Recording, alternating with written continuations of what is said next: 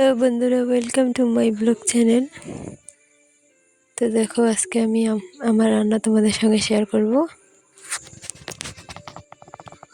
দেখ বন্ধুরা, আজকে আমি কুমড়ো তরকারি আর মাশরুম তরকারি রান্না করব। তো দেখো, আমি এক জায়গায় কুমড়ো তরকারি আর এক জায়গায় মাশরুম বসিয়ে দিয়েছি।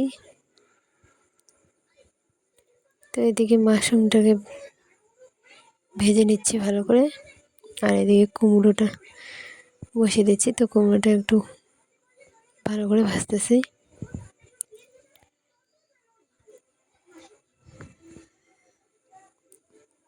তো দেখো বন্ধুরা, লবণ আর হলুদ গুঁড়ো দিয়ে দিলাম, দিয়ে একটু ভেজে নিব।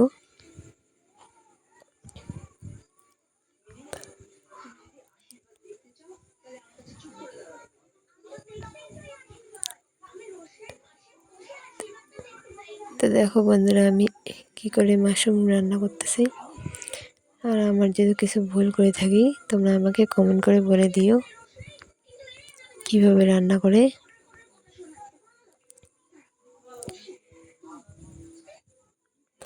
জিরের গুঁড়ো দিয়ে দিলাম, আদা গুঁড়োও দিয়ে দিছি, লঙ্কা গুঁড়া। তো দেখো বন্ধুরা, আমার মাশরুম তরকারি ভাজা হয়ে গেছে। এবার একটু জল দিয়ে অল্প অল্প মাখা মাখা করে নেব। গরম মশলার গুঁড়ো দিয়ে দিলাম।